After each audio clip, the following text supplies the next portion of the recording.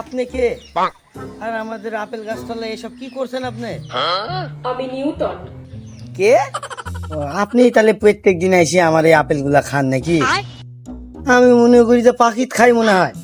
ভালোই ভালোই কিন্তু চল যান, আচ্ছা আমার আব্বালে কিন্তু সেই পেদান পেদাবে। চল যান।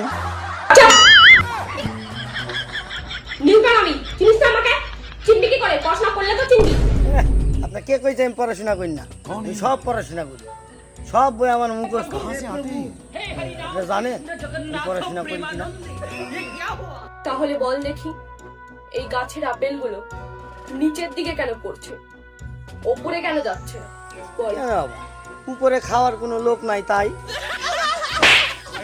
তো নিউটন গিরি আমি বার করছি, দাদা তুই কয় টন, 10 টন না 20 টন তোকে আমি দেখাচ্ছি। পড়াশোনা করে না।